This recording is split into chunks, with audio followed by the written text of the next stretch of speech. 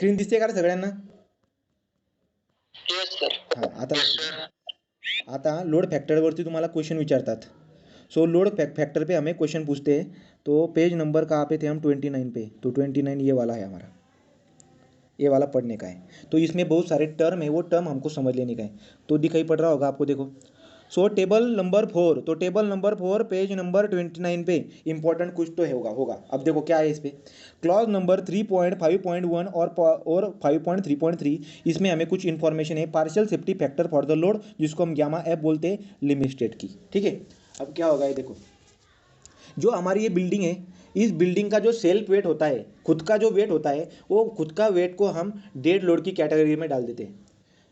जो हमारी बिल्डिंग होगी, स्टील की जो बिल्डिंग है, उसका जो सेल्फ वेट होता है, उसको हम डेड लोड में डाल देते हैं. बराबर. ऊपर से आने वाला कुछ तो डेड लोड होगा, तो डेड लोड है हमारे पास, डेड लोड है. ऊपर से आने वाला लाई लोड है, डेड लोड है. राइट. ऊपर से आने वाला डेड लोड हुआ, लाई लोड हुआ. उसके बाद विंड लोड भी होता है, सो विंड लोड भी है हमारे पास. बाद में अर्थक्वेक लोड भी होता है, सो अर्थक्वेक लोड भी है. तो ये सब जो वैल्यू हमारे पास आएगी, इस वैल्यू पे हम क्या करते हैं? फैक्टर ऑफ फैक्टर क्या करते हैं हम? फैक्टर, इसको हम फैक्टर देते हैं. अल्टीमेट लोड मेथड जब हमने यूज की थी, तो ऊपर से आने वाली जो सब लोड थी, उस सब लोड के लिए हमने फैक्टर सेम यूज किया था. पर यहाँ पे लिमिट स्टेट मेथड जब हम यूज करते हैं, तो लोड को बढ़ाने के लिए जो हम फैक्टर यूज करेंगे, वो सेम फैक्टर नहीं होगा. विंड लोड के लिए अलग फैक्टर होगा, डेड लोड के लिए अलग फैक्टर होगा. तो इस केस में हम क्या करते हैं, लोड कौन सा टाइप का है उसके ऊपर हम क्या करते हैं, हमारा लोड फैक्टर यूज करेंगे, वैसा हम लोड फैक्टर यूज करते हैं. ठीक है.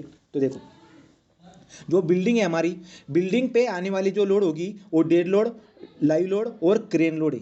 सो डेड लोड मतलब क्या, बता देता हूँ. देखो, सो डेड लोड, दूसरा क्या, ये क्या हुआ, एक मिनट. हाँ. सो डेड लोड, लाइव लोड और क्रेन लोड. लाइव लोड मतलब कुछ तो मूवेबल लोड होगा. जब भी हम जहाँ पे स्नोफॉल होती है, जहाँ पे स्नोफॉल होगी, स्नोफॉल क्या हो जाती है, बिल्डिंग पे स्नोफॉल गिरने के बाद कुछ दिन के बाद वो स्नो सब क्या हो जाता है, वाटर में कन्वर्ट हो जाती है. तो जो लोड था, स्नो का जो लोड था, उसको हम लाइव लोड में, लाइव लोड की कैटेगरी में डाल देते हैं. तो स्नो का जो लोड होगा, वो लाइव लोड में जाएगा. लाइव लोड किसको बोलते हैं हम? हमारे बिल्डिंग पे जो मूवेबल लोड होगा, उसको हम लाइव लोड बोलेंगे. सो कंसिडर करके चलेंगे, एक ब्रिज है, ये ब्रिज पे ऊपर से ये व्हीकल मूव कर रही है, तो व्हीकल का जो लोड होगा, वो हमारा क्या होगा? लाइव लोड होगा. राइट. सो जो स्टील का ब्रिज बनाया हमने, उस ब्रिज पे व्हीकल आ रही है, तो व्हीकल का जो लोड होगा, वो लाइव लोड होगा. बराबर. तो लाइव लोड मतलब क्या? Movable load. डेड लोड को क्या बोलते हैं हम? सो डेड लोड मतलब क्या, जो जो स्टैटिक में है. राइट. तो स्टैटिक में जो होगा, उसका जो लोड होता है, उसको हम डेड लोड बोल देते हैं. तो बिल्डिंग पे डेड लोड होगा, लाइव लोड होगा और क्रेन लोड होगा. अब क्रेन लोड मतलब क्या, एक कोई बिल्डिंग है यहाँ पे, कंपनी, तो एक कंपनी में ऐसे कोई स्टील का हमने स्ट्रक्चर बनाया है. ठीक है. तो स्टील का स्ट्रक्चर बना के, ऐसी कोई कंपनी हमारी जहाँ पे हमने स्टील का स्ट्रक्चर बनाया हुआ है, ये यहाँ पे क्या होगा, बीच में लोड को उठाने के लिए क्रेन होती है. तो क्रेन मतलब क्या, नहीं तो हमने ये भी देखा है कहाँ पे, जो बिल्डिंग होती है, हमको हमको ऊपर की ये जो रूम है, ये रूम हमको बनानी है. तो ऊपर की रूम बनाने के लिए हम क्या करते हैं, इस बिल्डिंग के साइड पे क्रेन की अरेंजमेंट कर देते हैं. तो यहाँ पे नीचे का जो कंक्रीट होगा, वो क्रेन की हेल्प से हम क्या करते हैं, ऊपर लाते हैं. तो क्रेन का जो लोड होगा, वो क्रेन का लोड भी हम लाइव लोड में कंसिडर करते हैं. एक तो अलग अलग से बोलो, पर क्रेन लोड भी लाइव लोड होता है. राइट. सो जो बिल्डिंग होगी या जो स्ट्रक्चर होगा, उस स्ट्रक्चर पे डेड लोड, लाइव लोड और क्रेन लोड है. राइट. तो इस केस में हम क्या करते हैं, हमारे पास होते हैं फैक्टर. तो ऊपर से डेड लोड जब आएगा, तो जितना डेड लोड आएगा, उसको हम बढ़ा के लेंगे. 10 आएगा तो उसको 12 बोल दूंगा. लाइव लोड जितना होगा, उसको भी बढ़ा के लूँगा. क्रेन लोड जितना होगा, उसको भी बढ़ा के लूँगा. तो कितना बढ़ा के लेना है, इसके लिए हमारे पास क्या है, ये देखो फैक्टर. तो डेड लोड, तो डेड लोड फैक्टर कितना होता है, जब भी हम डेड लोड, लाइव लोड और क्रेन लोड, इसका कॉम्बिनेशन लेंगे, उस केस में डेड लोड को हम 1.3 से क्या करते हैं, मल्टीप्लाई कर देंगे. मतलब वर्किंग लोड ऊपर से कैरेक्टरिस्टिक लोड जो है, वो 10 है यहाँ पे, और इसको हम 1.5 से मल्टीप्लाई करने के बाद डेड लोड क्या हो जाएगा हमारा, 15. तो 15 डेड लोड हो जाएगा. आगे क्या है यहाँ पे, आगे है लाइव लोड. लाइव लोड दो टाइप की होती है, इस पे आपको क्वेश्चन इंटरव्यू में पूछेंगे. लाइव लोड के दो टाइप्स होते हैं, एक लीडिंग और एक अकम्पनियन. तो लीडिंग क्या होती है और अकम्पेनिंग क्या होती है, इसके बारे में बोलता हूँ. देखो, लीडिंग और अकम्पेनिंग. तो लीडिंग मतलब क्या, स्ट्रक्चर पे आने वाली जो लाइव लोड होती है, जिसका इम्पैक्ट ज़्यादा होता है, बिल्डिंग पे आने वाली लाइव लोड बहुत सारे टाइप के लाइव लोड होगी। तो बिल्डिंग स्टील के स्ट्रक्चर पे आने वाली जो लाइव लोड होगी वो ऐसी लाइव लोड है जिसका इम्पैक्ट ज़्यादा है। जिसका इम्पैक्ट ज़्यादा है। सो जिसका इम्पैक्ट ज़्यादा होगा उसको हम क्या बोल देंगे, उसको बोल देंगे हम leading type live load. Leading type live load. तो ऊपर से आने वाला जो लाइव लोड है उसका इम्पैक्ट ज़्यादा है, ये डिज़ाइनर को पता चल गया। तो क्या करेगा उसके लिए, तो जो लाइव लोड निकाला है उसने, उसके लिए वो फैक्टर क्या करेगा 1.5। तो कैलकुलेशन करके उसने live load working live load या तो कैरेक्टरिस्टिक लाइव लोड बोलो, उसने कैलकुलेशन किया। कैलकुलेशन करने के बाद लाइव लोड आया और उसको पता चल गया कि इस लाइव लोड की वजह से स्ट्रक्चर में क्या होने वाला है, स्ट्रक्चर में ज़्यादा इम्पैक्ट, मतलब स्ट्रक्चर में लाइव लोड की वजह से ज़्यादा इम्पैक्ट आने वाला है। तो इम्पैक्ट ज़्यादा आने वाला है तो इसके लिए क्या करेगा, उसको बढ़ा के लेगा 1.5 से मल्टीप्लाई कर डालेगा। पर ऊपर से आने वाली जो लाइव लोड होगी उसका इम्पैक्ट इतना नहीं है। इतना नहीं मतलब क्या, उसका इम्पैक्ट बहुत कम है। सो एक ब्रिज है, तो ये ब्रिज है हमारा ब्रिज। तो ब्रिज पे पेडेस्ट्रियन लोग भी चलते हैं। तो पेडेस्ट्रियन मतलब क्या बोलते हैं मराठी में उसको, तो मराठी में मतलब व्हीकल तो है ही ऊपर, पर हम लोग भी चलते हैं उस पर, तो हम लोग भी उस पर चलेंगे। हमारा जो लाइव लोड होगा वो बहुत कम है, उसका ज़्यादा इम्पैक्ट नहीं होगा आप पे। तो वो जो लाइव लोड होगा उसको हम बोलते हैं अकम्पेनिंग लाइव लोड। तो अकम्पेनिंग लाइव लोड मतलब क्या कि उसका इम्पैक्ट जो है हमारे स्ट्रक्चर पे वो बहुत कम है। तो ऐसा लाइव लोड जिसका इम्पैक्ट हमारे स्ट्रक्चर पे बहुत कम है उसको हम बोल देते हैं क्या, तो इसका प्रोनाउन देखो क्या बोला है उसने, अकम्पेनिंग लाइव लोड।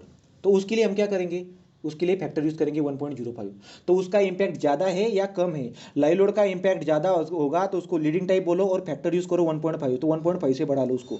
और उसका इम्पैक्ट, उस लाइव लोड का इम्पैक्ट कम होगा तो उसको बढ़ा के लो 1.05 से मल्टीप्लाई कर दो, तो उसको हम बोलेंगे हमारा अकम्पेनिंग लाइव लोड। राइट, यहाँ तो क्लियर हुआ क्या आपको। तो ऊपर से कौन कौन सी लोड आ रही है, डेड लोड, लाइव लोड और क्रेन लोड। डेड लोड को बढ़ा के लेंगे हम 1.5 फैक्टर से मल्टीप्लाई करके, लाइव लोड को बढ़ा के लेंगे लीडिंग है या अकम्पेनिंग है उसके व्याप पे हम क्या करेंगे, फैक्टर से मल्टीप्लाई करेंगे, और लास्ट वाला हमारा क्या, क्रेन लोड। तो क्रेन लोड, अब ऊपर से क्रेन लोड जो होगी, मैंने आपको पहले से ही बताया, ये जो अकम्पेनिंग होती है इसमें हम इंक्लूड कर लेते हैं हमारे क्रेन लोड को। क्रेन लोड ये भी लाइव लोड का ही टाइप है। क्रेन लोड क्या होती है, क्रेन लोड ये देखो, कोई तो कंपनी है ऐसी, राइट, ऐसी कोई कंपनी होगी, ठीक है, यहाँ पे ऐसा आई सेक्शन है, राइट। तो ऐसा कुछ आई सेक्शन है यहाँ पे, और हमने क्या किया है, यहाँ पे कोई क्रेन मशीन लगाई, तो लोड को ले जाने के लिए ये आई सेक्शन, ठीक है, सॉरी हाँ, ये आई सेक्शन है। तो इस आई सेक्शन में हम अरेंजमेंट कैसी करते हैं, ऐसे ऐसे जो होती है हमारी गैंट्री गर्डर बोलते हैं उसको, तो गैंट्री गर्डर की हम अरेंजमेंट करेंगे, तो ये भी हमारी क्या हो जाएगी, क्रेन हो जाएगी। तो क्रेन लोड भी क्या है, मूवेबल लोड है, तो क्रेन लोड भी क्या हो जाता है, लाइव लोड में आ जाता है। तो जब मैं अकम्पनियन बोलता हूँ उसमें मैंने कंसिडर कर लिया हमारे क्रेन लोड को, ठीक, तो क्रेन लोड को मैंने कंसिडर कर लिया यहाँ पे। सो देयरफॉर देखो कॉम्बिनेशन जो थी, तो कॉम्बिनेशन कौन कौन सी, डेड लोड, लाइव लोड और क्रेन लोड। तो देयरफॉर फैक्टर में सिर्फ इनके लिए लगाऊंगा मैं फैक्टर, विंड लोड और ये देखो विंड लोड और एक्सीडेंटल लोड के लिए नहीं लगाऊंगा, राइट। तो पहला पार्ट हम जो पढ़ रहे हैं यहाँ पे इतना वाला, लिमिट स्टेट ऑफ स्ट्रेंथ के लिए। Limit state of strength is also known age limit state of the collapse. तो मैंने आपको पहले ही बताया कि जो लोड के लिए जो फैक्टर हम लगाएंगे स्ट्रेंथ के लिए और सर्विसिबिलिटी के लिए, तो पहले हम लिमिट स्टेट ऑफ स्ट्रेंथ पढ़ेंगे, उसके बाद में लिमिट स्टेट ऑफ सर्विसिबिलिटी पढ़ेंगे। तो ये वाली बात आपको आई क्या समझ में, देखो yes, एक तो स्ट्रक्चर पे कभी भी स्ट्रक्चर पे जब हम लिमिट स्टेट मेथड पढ़ेंगे, विंड लोड और अर्थक्वेक लोड इस दोनों का इंपैक्ट हम साइमल्टेनियसली कंसिडर नहीं करते। जब भी लिमिट स्टेट मेथड से हम स्टील का स्ट्रक्चर हो या आरसीसी का स्ट्रक्चर हो, विंड लोड का और अर्थक्वेक लोड का लोड, इन दोनों का लोड साइमल्टेनियसली कभी भी ये लोड हम एक्ट नहीं करते। हम विंड लोड होगी तो अर्थक्वेक को कंसिडर नहीं करेंगे, अर्थक्वेक होगी तो हम विंड लोड को कंसिडर नहीं करते, राइट। तो ये बात अल्टीमेट लोड में क्या था, सब लोड को हमने साइमल्टेनियसली एक्ट किया था, बट लिमिट स्टेट मेथड में विंड लोड होगी तो अर्थक्वेक लोड हम नहीं लेंगे, राइट, और अर्थक्वेक होगी तो विंड लोड को हम नहीं लेंगे, राइट। पर इस केस में लोड कितनी आ रही थी, डेड लोड, लाइव लोड और क्रेन लोड, विंड लोड और अर्थक्वेक लोड तो नहीं थी, इसके लिए उसके लिए फैक्टर कुछ भी नहीं है, राइट, उसके लिए कोई फैक्टर नहीं है। दूसरा, अब हमारे स्ट्रक्चर होगा, ब्रिज होगा, कोई बिल्डिंग होगी, उस पे आने वाली लोड में कौन कौन से लोड है, उसमें डेड लोड, लाइव लोड है, क्रेन लोड है, राइट। अब क्या, विंड लोड और अर्थक्वेक लोड। एक तो विंड लोड होगी, एक तो अर्थक्वेक लोड होगी, मतलब dead load, live load, crane load और इनके साथ में विंड लोड या तो अर्थक्वेक लोड, ऐसा कोई। तो इसके लिए फैक्टर क्या यूज़ करूंगा, तो डेड लोड के लिए मैं फैक्टर यूज़ करता हूँ 1.2। तो डेड लोड जो होगी वो डेड लोड के लिए 1.2 फैक्टर। लीडिंग लाइव लोड मतलब जिसका ऐसा लाइव लोड जिसका इम्पैक्ट हमारे स्ट्रक्चर पे बहुत ज़्यादा होता है, उसको लीडिंग लाइव लोड बोलेंगे, उसके लिए फैक्टर 1.2 होगा। अंक अकम्पेनिंग लाइव लोड होगा तो उसके लिए फैक्टर 1.05 होगा। और विंड लोड अब कंसिडर किया हमने विंड लोड और अर्थक्वेक लोड, तो देखो ये जो ऊपर की लाइन बता रहा हूँ मैं आपको, कौन सी वाली, जिसके मैं पेन चला रहा हूँ, देखो 1.2 ये वाली लाइन हमारी, राइट। तो ये वाली जो लाइन मैंने लाल कलर से जो मैंने जिस पे चलाई मैंने वो लाइन, वो किसके लिए, dead load, live load, crane load और अर्थक्वेक लोड। जब अर्थक्वेक लोड एक्ट करेगी उस केस में डेड लोड के लिए फैक्टर लो 1.2, लीडिंग होगा लोड लाइव लोड तो 1.2 फैक्टर लो उसके लिए, राइट। और अकम्पेनिंग के लिए 1.05, लाइव लोड जब अकम्पेनिंग होगा तो 1.05, और अर्थक्वेक लोड होगा तो अर्थक्वेक के लिए कितना लेना चाहिए, 0.6। पर विंड लोड होगी उस केस में क्या यूज करना है, तो उस केस के लिए हरा कलर। तो देखो डेड लोड के लिए 1.2, लीडिंग लाइव लोड होगा उसके लिए 1.2, कंपनी होगा उसके लिए 0.53, और हमारा विंड लोड के लिए 1.2। तो देखो क्या बोल रहा हूँ मैं आपको, विंड लोड का इंपैक्ट हम ज़्यादा लेके चलेंगे तो देयरफॉर उसके लिए फैक्टर हम 1.2 यूज़ करते हैं। तो विंड लोड के लिए फैक्टर हम 1.2 यूज़ करेंगे। 0.6 फैक्टर किसके लिए, अर्थक्वेक लोड के लिए। तो 0.6 factor is use for the what, earthquake. तो अर्थक्वेक के लिए 0.6, विंड के लिए 1.2। तो क्या बताया, समझ में आया क्या, स्ट्रक्चर पे dead load, live load, crane load और विंड लोड और अर्थक्वेक लोड, विंड लोड या तो अर्थक्वेक लोड, इस 4 टाइप की लोड एक्ट हो रही है। तो इसके केस में डेड लोड को बढ़ा के लेंगे 1.2 मल्टीप्लाई करके, लाइव लोड को बढ़ा के लेंगे टाइप से, लीडिंग है या अकम्पेन है, विंड लोड को जो होगा विंड लोड को बढ़ा के लेंगे 1.2 फैक्टर मल्टीप्लाई करके, अर्थक्वेक होगा तो 0.6 से मल्टीप्लाई कर डालूंगा। पॉइंट क्लियर हुआ या नहीं, ये पॉइंट क्लियर हुआ कि या नहीं, यस सर, राइट। अब बाद में देखो अगला वाला पॉइंट क्या है, अभी स्ट्रक्चर पे सिर्फ डेड लोड, देखो हाँ क्या क्या कंप्लीट किया हमने, एक तो ये वाला हो गया पॉइंट, राइट, और ये बीच वाला पूरा, तो ये बीच वाला पूरा हो गया। अब देख रहे हैं हम देख रहे हैं तो ब्लू कलर, अभी ये वाला देखो, स्ट्रक्चर पे जो लोड एक्ट हो रही है वो डेड लोड। हॅलो हाँ सर, आपण जर 0.6 से मल्टिप्लाय केला तर तो लोड कमी होईल ना आपला. हा मग लोड कमी होईल, अर्थक्वेकची प्रॉबॅबिलिटी आपण कन्सिडर करून चालतो की ती कमी आहे, ठीक आहे। जर समजा तुम्ही पूर्ण अर्थक्वेकसाठी डिझायनिंग करायला गेलात तर इकॉनॉमीचा जबरदस्त प्रॉब्लेम होईल। तुम्ही जेव्हा आता अर्थक्वेक ॲनालिसिस करतो आपण, जेव्हा आपण अर्थक्वेक ॲनालिसिस करतो तेव्हा जे आहेत ॲक्सिलेशन जे असतात त्या ॲक्सिलेशनमुळे थोडं जरी ॲक्सिलेशनची व्हॅल्यू जास्त झाली तरी त्या बिल्डिंगला इतकी मजबूत बांधावी लागते की जबरदस्त, तिथं पैसा खूप जास्त ओतावा लागतो। आपण काय करत असतो, जर समजा अर्थक्वेक प्रोन एरिया असेल जिथे भूकंप कंटिन्युअसली येत असतात त्या ठिकाणी फॅक्टरला आपण विचार करून घेऊ, पण जिथे भूकंप येतच नाही त्या ठिकाणी 0.6 फॅक्टर घ्यायला पाहिजे। कारण की तो फॅक्टर जर तुम्ही जास्त घेतला तर अर्थक्वेकचा लोडच खूप जास्त येतो। 0. फॅक्टर जो आता विचार करा, आता इथे फॅक्टर किती घेतला आहे मी, 0.6। आता मी तुम्हाला कारण सांगतो बघा, फॅक्टर 1च्या पुढे पाहिजे, 1.2च्या पुढे पाहिजे फॅक्टर, मी 0.6 घेतला आहे, याचं कारण काय असतो सांगतो आता, ठीक आहे। आता ते कारण कशावरून सांगतो लक्ष द्या, आता इथूनच सांगणार होतो, लक्ष द्या काय पॉईंट आहे। डेड लोड आहे आणि विंड लोड आणि अर्थक्वेक लोड आहे, ठीक आहे। जर स्ट्रक्चरवरून येणारा डेड लोड आणि विंड लोड जर का असेल, समजा डेड लोड एक तर डेड लोड आहे किंवा विंड लोड आहे किंवा डेड लोड आहे किंवा अर्थक्वेक लोड आहे, ठीक आहे, अशा पद्धतीने। आता बघा जो 0.6 होता ना, हा वाला पॉईंट मी तुम्हाला इथून समजून सांगतो, हा बी एकापेक्षा कमीच आहे ना, 0.9 आहे ना, तो चालू शकतो। आता काय समजून सांगतो, लक्षात घ्या। दिस इज अवर ट्रस, हा काय बरं का, हा ट्रस आहे आपला, राईट, हा ट्रस आहे। आता काय होत असतं, विंड लोडमुळे किंवा अर्थक्वेक लोडमुळे काय होत असतं, हा जो ट्रस आहे आपला, हा जो ट्रस आहे ना, हा ओव्हरटर्न होऊन जातो। हा काय होऊन जातो, ओव्हरटर्न होतो। अर्थक्वेकमुळे किंवा विंड लोडमुळे जो आहे ना तो ओव्हरटर्न होऊन जातो। तर आपण कन्सिडर करून अर्थक्वेकच्या केसमध्ये, ठीक आहे। आता लक्षात घ्या, समजा हा जो ट्रस आहे हा ओव्हरटर्न होतोय, मी तुम्हाला प्रश्न विचारतो, समजा या पॉइंट के अबाउट ओवरटर्न होते हैं, सो हमारा जो ट्रस है वो इस पॉइंट के अबाउट ओवरटर्न हो रहा है, वो रोटेट हो रहा है, ठीक, अर्थक्वेक की वजह से या विंड की वजह से बोल देंगे हम। तो मुझको एक बात बताओ आप, ये रोटेट हो रहा है, इसको बैलेंस करने वाला, इस रोटेशन को रोकने वाला कौन होगा? ये जो रोटेशन हो रही है, अब देखो विंड की या अर्थक्वेक की वजह से, क्योंकि अर्थक्वेक क्या होती है, हॉरिजॉन्टल एक्सीलरेशन जो होता है, हॉरिजॉन्टल एक्सीलरेशन की वजह से हमारा क्या होता है, अर्थक्वेक का प्रॉब्लम दिखाई पड़ता है। जो हमारे जमीन में हॉरिजॉन्टल एक्सीलरेशन होता है उसकी वजह से अर्थक्वेक होती है। तो मैं क्या बोल रहा हूँ आपको, उन अर्थक्वेक या विंड की वजह से हमारा जो ये ट्रस है ओवरटर्न कर रहा है। तो ओवरटर्न कर रहा है तो अब क्या करूंगा मैं, तो ओवरटर्न जब करेगा तो इसको बैलेंस करने वाला होता है वेट डब्ल्यू। कौन होता है, वेट। तो वेट होगा। अब मुझको एक बात बताओ, इस स्ट्रक्चर का जो वेट होगा, इस स्ट्रक्चर का जो डेड लोड होगा, उस डेड लोड को मैं क्या करूंगा, देखो मैं डेड लोड को क्या कर रहा हूँ यहाँ पे, ये जो फैक्टर है यहाँ पे कंसिडर कर रहा हूँ। तो डेड लोड को मैं क्या कंसिडर कर रहा हूँ, डेड लोड जो होगा मैं कंसिडर करके चलूंगा कि डेड लोड क्या है, कम है। तुम्हाला रिलेट करायचं त्या पॉईंटला तिकडे बरं का, तो तिकडे 0.6 का आलाय त्याला रिलेट या पॉईंटवरून करायचंय, तो लक्षात घ्या काय बोलतोय। तो मैं पॉईंट क्या बोल रहा हूँ, देखो हां लक्ष द्या काय म्हणतोय, सगळ्यांनी व्यवस्थित लक्ष द्या। तर काय होतंय, स्ट्रक्चरवरती डेड लोड किंवा डेड लोड हा आपला ट्रस होता। So this is our truss. इस पे क्या हो रही, डेड लोड या तो विंड लोड, डेड लोड और विंड लोड एक्ट हो रही है। विंड लोड डेड लोड या तो विंड लोड, डेड लोड या तो अर्थक्वेक लोड। पर हमको पता है कि क्या हो रहा है, ओवरटर्न हो रहा है। बट इस ओवरटर्न को रोकने के लिए क्या होगा, इसका सेल वेट जो होगा वो डाउनवर्ड एक्ट करेगा। अब मुझको एक बात बताओ, जो डेड लोड होगा वो डेड लोड को मैं क्या कंसिडर करके चलूंगा, ज़्यादा है या डेड लोड या कम है। ओवरटर्न को रोकने वाला जो होगा हमारा वो डेड लोड डब्ल्यू है यहाँ पे। तो मैं जब डिजाइनिंग करूंगा तो मैं कंसिडर करके क्या चलूंगा कि इसका जो डेड लोड है, ये जो डेड लोड है ना यहाँ पे, ये डेड लोड कम है। मतलब स्टेबिलिटी लाने वाला जो होगा उसको हम कम कर अजूम करके चलेंगे। ऐसा करके हम ऐसा क्यों करेंगे हम, क्योंकि जब हम ये जो स्टेबिलिटी प्रोवाइड करने वाला, सोचो आप ये ओवरटर्न कर रहा है पर इसका वेट जब ज़्यादा होगा तो ये ओवरटर्न करेगा क्या, नहीं करेगा, राइट।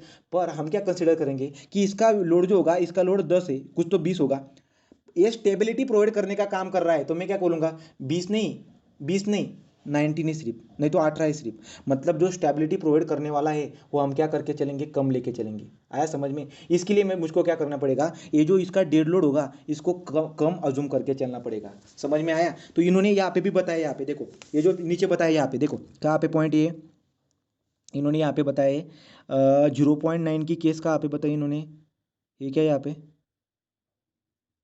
ठीक। तो जो 0.5 है ये किसके लिए लिया हमने, ओवरटर्न को रजिस्ट करने के लिए। जो डेड लोड होगी, डेड लोड क्या करता है, हमारे ओवरटर्न को रजिस्ट करेगा। तो हम अजूम करके चलेंगे कि डेड लोड कम है। आया समझ में। तो डेड लोड क्या है हमारा, कम है। एक मिनट, ओके। अब यहाँ पे क्या होगा, 0.6 के बारे में देखो, तो फैक्टर कहाँ पे 0.6, ये देखो यहाँ पे।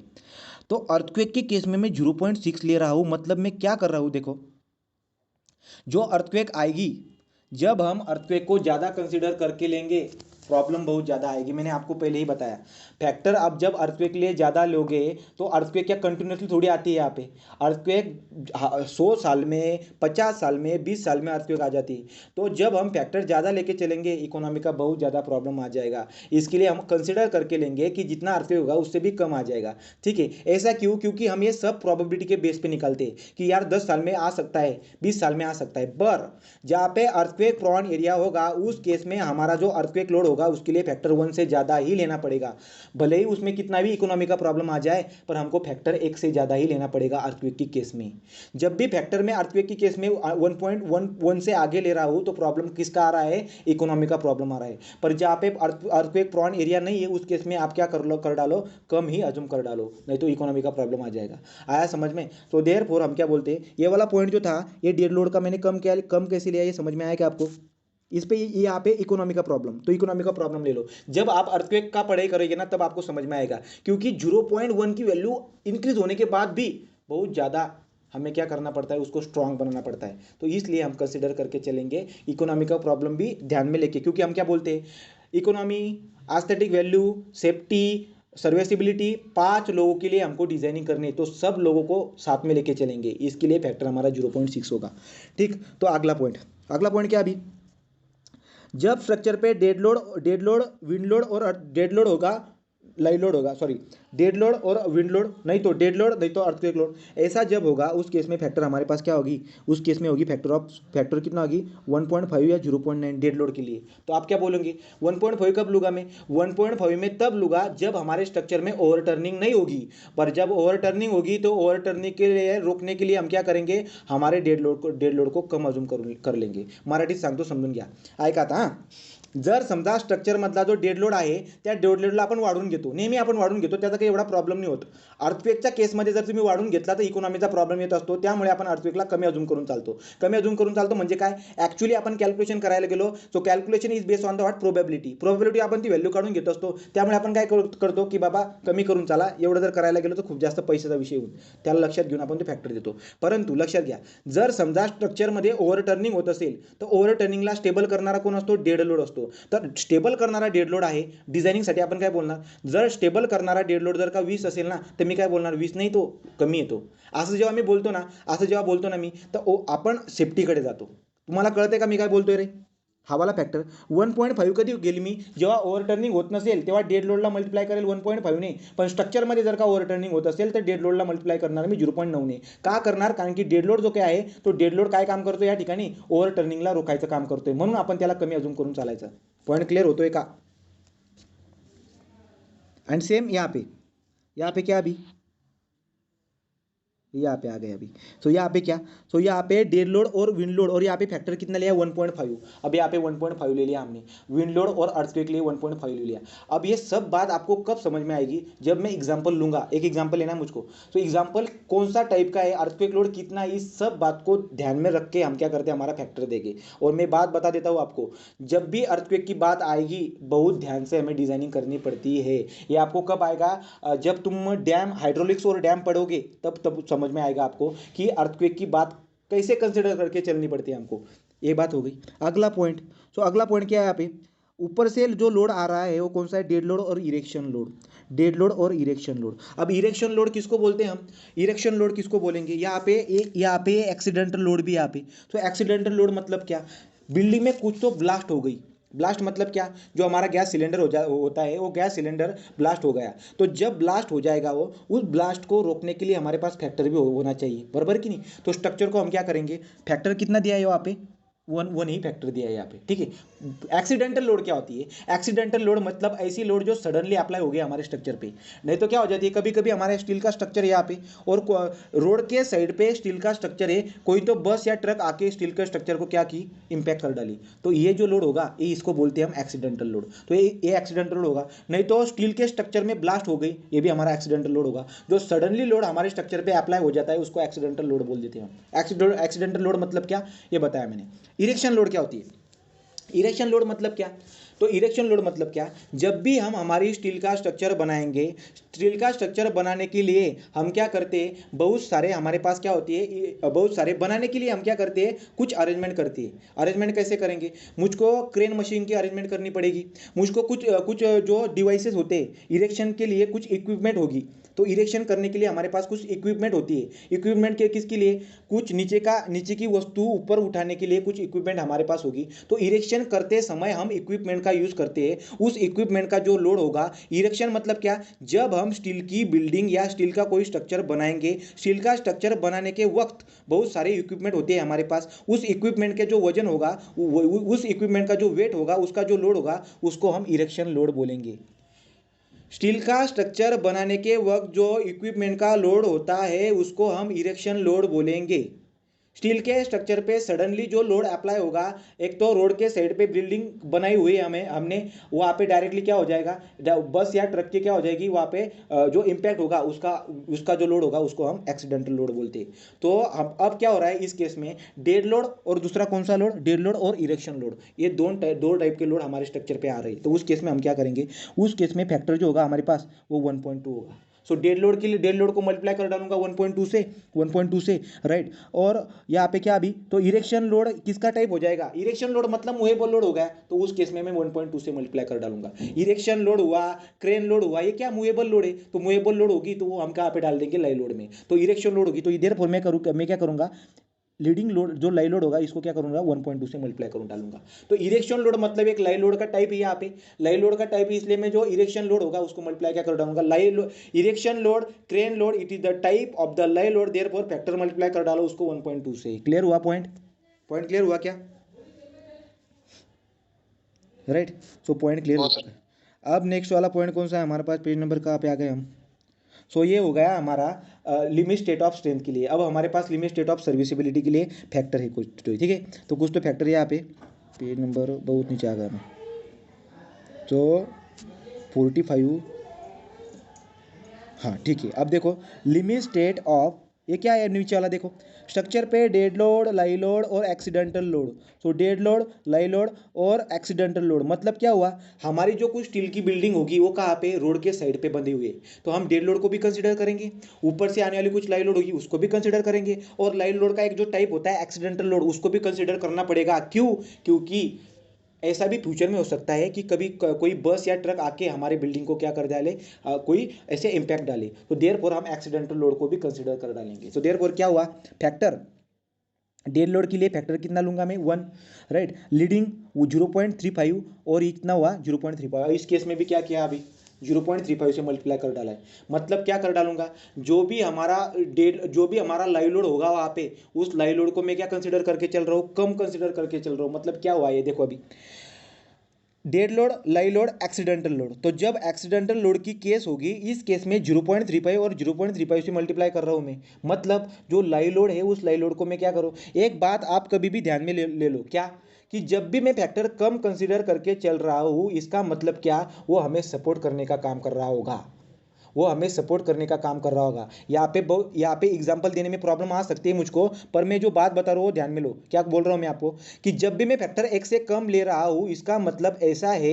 कि जो वो लोड होगा वो लोड हमें सपोर्ट करने का काम करता है। ये बात कहाँ से समझ में आई हमको, इस बात से, जब मैंने 0.9 लिया था यहाँ पे, कहाँ पे, ये देखो यहाँ पे 0.9, जब मैंने 0.9 कंसिडर किया था इस केस में डेड लोड को मैं 0.9 से मल्टीप्लाई कर रहा था, कौन सी केस में, जब हमारा स्ट्रक्चर ओवरटर्न कर रहा था उस केस में जो डेड लोड था उसको मैंने कम ले लिया। क्यों? क्योंकि जो सपोर्ट कर रहा था उसको मैंने कम अज्यूम कर लिया। तो जब भी फैक्टर कम हो रहा है इसका मतलब ऐसा है, एग्जांपल देने में प्रॉब्लम आ सकती है, मैं बाद में एग्जांपल बताऊंगा आपको। तो जब भी मैं फैक्टर कम ले रहा हूं इसका मतलब वो जो कुछ होगा वो हमें सपोर्ट करने का काम कर रहा होगा, इसके लिए फैक्टर में कम अज्यूम कर रहा हूं। पॉइंट समझ में आया क्या आपको? पॉइंट समझ में आया क्या आपको? तो ये वाले पॉइंट है। तो हमको वो कभी भी लिमिट स्टेट ऑफ स्ट्रेंथ में, आपको लिमिट स्टेट ऑफ स्ट्रेंथ को सेटिस्फाइड करने के लिए ये सब फैक्टर हमारे पास है। लिमिट स्टेट ऑफ स्ट्रेंथ को सेटिस्फाइड करने के लिए हम ये फैक्टर लेंगे, एग्जांपल है हमारे पास, उस एग्जांपल पे समझ लेंगे। बाद में क्या, limit state of serviceability. So limit state of serviceability, अब लिमिट स्टेट ऑफ सर्विसिबिलिटी में क्या है, जब एक ये यहाँ पे लोडिंग, ये यहाँ पे लोडिंग दी बताई है उन्होंने, डेड लोड, लाइव लोड और क्रेन लोड जब ऊपर से आएगी उस केस में limit state of serviceability satisfied करने के लिए हम क्या करेंगे, डेड लोड को फैक्टर से मल्टीप्लाई करेंगे 1 से, लीडिंग को 1 से मल्टीप्लाई करेंगे, अकम्पेन की 1 को मल्टीप्लाई करेंगे। ठीक, इसी तरह से हम करते हैं। तो ये बात मुझको आप बताओ कि मैं डेड लोड, लाइव लोड इनको 1 से मल्टीप्लाई क्यों करता हूँ, क्योंकि मुझको डिजाइनिंग किसके लिए करनी, मुझको designing limit state of strength के लिए करनी है, मुझको लिमिट स्टेट ऑफ सर्विसिबिलिटी के लिए नहीं करनी, मुझको उसके लिए सिर्फ चेक करना है। देयरफॉर मैं डेड लोड, लाइव लोड को मल्टीप्लाई कर डालूंगा। पर कोई क्रिटिकल कंडीशन होगी उस केस में मैं क्या कर सकता हूँ, फैक्टर चेंज कर सकता हूँ, राइट। तो देखो, सो देयरफॉर यहाँ पे कोई चेंजेस नहीं, 1 फैक्टर लिया मैंने। बाद में क्या, dead load, live load, crane load, wind load या तो अर्थक्वेक लोड, यहाँ से जब वैल्यू आएगी तो इस केस में 0.1 मल्टीप्लाई करूंगा मैं डेड लोड को, लाइव लोड को 0.8 से मल्टीप्लाई करूंगा, कंपेन को 0.8 से मल्टीप्लाई करूंगा, अर्थक्वेक और विंड लोड को 0.8 से मल्टीप्लाई करूंगा। ये सभी बात आपको कब समझ में आएगी, जब तुम डिजाइनिंग डिटेल में करोगे तब समझ में आएगी, जब मैं एग्जाम्पल लूंगा तब समझ में आएगी। तो अब ज़्यादा दिमाग लगाने की कोई ज़रूरत नहीं है, फैक्टर का टेबल पढ़ने की जरूरत है, पर जब डिजाइनिंग करूंगा तब मैं आपको 100% बताऊंगा कि यहाँ पे मैंने क्यों किया ऐसा। बात समझ में आई? तो ये फैक्टर का टेबल हमारा कवर हो चुका है। एक बेसिक लेवल का एग्जांपल लेता हूँ जो डीप में नहीं है पर बेसिक लेवल का है। डीप में कब आएगा, जब हम जाके कॉलम पढ़ेंगे, जब जाके हम कंप्रेशन मेंबर जो होगा हमारा, मतलब कॉलम हुआ, टेंशन मेंबर होगा, कुछ तो रूप स्ट्रेस हो गए, तब जाके हम डिटेल में पढ़ाई करेंगे, राइट। तो ये होगा। तो क्वेश्चन क्या बता रहा है आप देखो, क्वेश्चन में मुझको बताया उन्होंने क्वेश्चन में मुझको बताया कि डेड लोड, ऊपर से जो डेड लोड आ रही है उसकी वैल्यू मुझको बताई उन्होंने 12 किलो न्यूटन पर मीटर स्क्वायर। ठीक है। सो ऊपर से आने वाली जो डेड लोड होगी in the form of the what, तो 1 मीटर स्क्वायर एरिया पे 12 किलो न्यूटन की फोर्स एक्ट हो रही है, तो मैं कंसिडर कर रहा हूँ। ठीक है, आगे लाई लोड, लाई लोड, लाई लोड कितनी, तो लाई लोड यहाँ पे 1 मीटर स्क्वायर एरिया पे लाई लोड जो एक्ट हो रही है वो 9 किलो न्यूटन की। सो 9 किलो न्यूटन पर मीटर स्क्वायर, राइट। सो 1 मीटर स्क्वायर एरिया पे 9 किलो न्यूटन का लाई लोड एक्ट हो रहा है। रूफ फिनिश, रूफ फिनिश जो भी हमारी स्टील का स्ट्रक्चर होगा उस पर हमने हमने क्या किया, रूफ फिनिश मतलब क्या, कुछ तो स्टाइल वगैरह, ऊपर स्टाइल वगैरह लगाते हैं, फर्शी बोलते हैं मराठी में, राइट, वो हम लगाएंगे, उसका भी वेट कंसिडर करेंगे। 1 मीटर स्क्वायर एरिया में 4 किलो न्यूटन का वेट होगा उसका, 4 किलो न्यूटन पर मीटर स्क्वायर। तो हमको क्या बोलते हैं, अभी हमको क्वेश्चन बताया उन्होंने, डिटरमाइन द डिजाइन लोड। तो डिटरमाइन डिजाइन लोड, ये बेसिक क्वेश्चन है, ठीक है। डिटरमाइन डिजाइन लोड, यहाँ पे इतनी आइडिया नहीं आएगा आपको, एक बेसिक क्वेश्चन है। Determine the design load, determine the design load for limit state of strength, limit state of strength के लिए डिजाइन लोड निकालो। और दूसरा क्वेश्चन क्या बोल रहे हो वहाँ पे, limit state of serviceability. So design, determine the design load for the limit state of the strength and limit state of serviceability के लिए निकालना है हमको, ठीक है। तो कैसे निकालूंगा, देखो स्ट्रक्चर पे कौन से टाइप के लोड एक्ट हो रहे, डेड लोड और लाई लोड, डेड लोड और लाई लोड। कैसे, ये डेड लोड बताया उन्होंने 12 किलो न्यूटन पर मीटर स्क्वायर। रूफ फिनिश मतलब क्या होती है, रूफ फिनिश भी हमारी डेड लोड होती है, मतलब टोटल डेड लोड कितनी हुई इस केस में, 12 किलो न्यूटन पर मीटर स्क्वायर और रूफ फिनिश का 4, तो 12 और 4 कितना हुई, 16 होगी। तो मुझको आप बताओ डेड लोड को बढ़ाने के लिए मैं फैक्टर क्या लूंगा, डेड लोड को। अब देखो हमारे केस में सिर्फ डेड लोड और लाई लोड एक्ट हो रही है, कोई अर्थक्वेक या कोई विंड लोड नहीं है। तो उस केस में देख लो तुम, टेबल हमने पढ़ा, हमारे सामने टेबल है यहाँ पे। तो डेड लोड लाई लोड, अब देखो डेड लोड लाई लोड मतलब मैं कौन से वाला टेबल में से कौन सा वाला लूंगा मैं, ये पहला वाला। क्यों, क्योंकि यहाँ पे डेड लोड और लाई लोड है। क्रेन लोड भी क्या होती है, डेड लाई लोड होती है, तो क्रेन लोड भी लाई लोड होती है, मतलब मैं पहली वाली लूंगा। मैं दूसरी वाले क्यों नहीं लूंगा, क्योंकि दूसरी वाली में विंड लोड और अर्थक्वेक लोड है, हमारे केस में विंड लोड और अर्थक्वेक नहीं है, तो दूसरा वाला लूंगा, ये नहीं लूंगा मैं, राइट, ये नहीं लूंगा, ये भी नहीं लूंगा, इरेक्शन भी नहीं लूंगा। अब इरेक्शन भी नहीं लूंगा क्योंकि मैंने ऐसे, मुझको बताया नहीं उन्होंने कि डेड लोड और इरेक्शन ऐसे नहीं बताया, तो उधर भाई ए भी नहीं लूंगा, और एक्सीडेंटल में बताया, तो पहला वाला लूंगा। तो मैं क्या करूंगा, फैक्टर कौन सा यूज करूंगा, तो जितना डेड लोड होगा उसको बढ़ा के क्या करूंगा, ज़्यादा लूंगा। फैक्टर है हमारे पास 1.5, तो क्या करूंगा 12 + 4 दैट इज 16, तो 16 × 1.5 ये होगा हमारा design dead load. So therefore design dead load, design पर व्हाट, स्ट्रेंथ के लिए डिजाइन कर रहा हूं मैं, design dead load is equal to 1.5 plus, so 1.5 bracket में क्या, ब्रैकेट में 12 + 4, ये हुए हमारी डेड लोड, ये क्या हुई हमारी डेड लोड। सो देयरफॉर कितनी आई वैल्यू, तो डिजाइन डेड लोड कितनी आई 1.5 × 16, वैल्यू कितनी निकल के आई बताओ, वैल्यू कितनी निकल के आई, कितनी, 16×5 = 80, सो 16 के 16 ने 4 24, राइट। सो 24 किलो न्यूटन पर मीटर स्क्वायर, दिस इज और व्हाट, 1 मीटर स्क्वायर पे 24 किलो न्यूटन का लोड लग रहा होगा, ऐसे मैं बोलूंगा। एक्चुअली 16 है पर लूंगा कितना 24, तो कहाँ पे सेफ्टी मिल गई हमें लिमिट स्टेट ऑफ स्ट्रेंथ में हम क्या हो गया अभी, ओके हो गए। ये किसके लिए निकाला मैंने, सिर्फ डेड लोड के लिए, लाई लोड के लिए निकालना पड़ेगा। लाई लोड कितना था 9 किलो न्यूटन पर मीटर स्क्वायर। सो 9 किलो न्यूटन पर मीटर स्क्वायर, 9 किलो न्यूटन पर मीटर स्क्वायर का लाई लोड होता। अब इसको क्या करेंगे हम, इसको हम बढ़ा के लेंगे। सो 9 × अब देखो मुझको एक बात बताओ, 9 किलो न्यूटन पर मीटर स्क्वायर ये लीडिंग में लूंगा या अकम्पनी में लूंगा, ये बात बताओ मुझको आप। 9 किलो न्यूटन पर मीटर स्क्वायर का जो ये लाइव लोड है, इसको कौन से टाइप में लूँ मैं, इसको मैं लीडिंग में लूंगा। क्यों, क्योंकि डेड लोड जो 12 था उसके करीब 9 है, 9 बहुत ज़्यादा है, राइट कि नहीं, तो देयरफॉर ये लीडिंग टाइप होगा। सो 9 किलो न्यूटन पर मीटर स्क्वायर ये लोड ज़्यादा है। कहाँ से समझ में आया मुझको, डेड लोड की वैल्यू कितनी थी 12 थी ऊपर, तो 12 है, यहाँ पे लाइव लोड की वैल्यू कितनी है 9 है, तो इसलिए मुझको समझ में आ गया कि ये लीडिंग टाइप होगा। इसके लिए लीडिंग के लिए फैक्टर कितना है हमारे पास, तो लीडिंग के लिए 1.5, सो देयरफॉर 9 × 1.5 ये हुआ हमारा design live load. So design live load is equal to 9 × 1.5, तो कितना हुआ, सो कितना हुआ ये 135, सो दैट इज 13, ठीक, तो 13 हो गया। सो देयरफॉर ये कितना है हमारा, बराबर किया गया मैंने 9 × 1.5 दैट इज 13.5 किलो न्यूटन पर मीटर स्क्वायर। तो बताओ मुझको अभी टोटल डिजाइन लोड कितना आया, तो total design load is equal to what? So 1.5 times of the dead load plus 1.5 times of the live load, that is summation of both values 24 plus 13.5 is equal to 37.5. तो 37.5 kilometre per metre square, this is our answer. ये basic level का question था. Clear हुआ क्या आपको? So this is what, limit state of strength के लिए ये वैल्यू थी, लिमिट स्टेट ऑफ स्ट्रेंथ के लिए. तो लिमिट स्टेट ऑफ स्ट्रेंथ के लिए डिजाइन लोड कितना आया? लिमिट स्टेट ऑफ स्ट्रेंथ के लिए डिजाइन लोड आया हमारा 37.5. तो 37.5 किलोमीटर पर मीटर स्क्वायर. तो ये लोड के लिए मैं क्या करूंगा? डिजाइन करूंगा. आगे लिमिट स्टेट ऑफ सर्विसिबिलिटी के लिए कितना लोड निकल के आता है वो देख लेंगे, और उसके लिए हम डिजाइन क्यों नहीं करते वो भी बता देता हूँ. देखो, so limit state of serviceability, dead load की वैल्यू कितनी थी? 12 प्लस 4 16. फैक्टर कितना लूंगा डेड लोड के लिए? 1 लूंगा, क्योंकि हमने ये वाली लाइन सिलेक्ट की है, 1 होगी. सो 16 आ गया. लाइव लोड कितना था हमारा? लाइव लोड था हमारा कितना था? Live load 9. तो 9 मुझको 9 क्या करूंगा? डायरेक्टली ऐड कर डालूंगा. सो कितना है? 25 किलोमीटर मीटर स्क्वायर. सो सर्विसिबिलिटी का क्राइटेरिया सेटिस्फाइड करने के लिए 25 किलोमीटर पर मीटर स्क्वायर इतना लोड एक्ट हो रहा है, ऐसे मैं बोल रहा हूँ. तो डिजाइनिंग किसके लिए करूंगा मैं? ऊपर कितना है हमारा? 37.5, नीचे वैल्यू कितनी है? 25. तो 25, तो देयरफॉर 37 के लिए मुझको डिजाइन करना पड़ेगा. तो हम क्या बोलते हैं? हम हर वक्त लिमिट स्टेट ऑफ स्ट्रेंथ के लिए डिजाइन करते हैं, पर लिमिट स्टेट ऑफ सर्विसिबिलिटी के लिए चेक करते हैं. ये सब बात आपको कब समझ में आएगी? जब मैं बड़े बड़े एग्जाम्पल लूंगा तब. इस तरह से हमारा introduction of steel structure chapter खत्म हो चुका है. क्लियर? तो इंट्रोडक्शन ऑफ ये क्लियर हुआ. अब हम चैप्टर को स्टार्ट करेंगे. सो नेक्स्ट हमारा चैप्टर होगा कनेक्शन. तो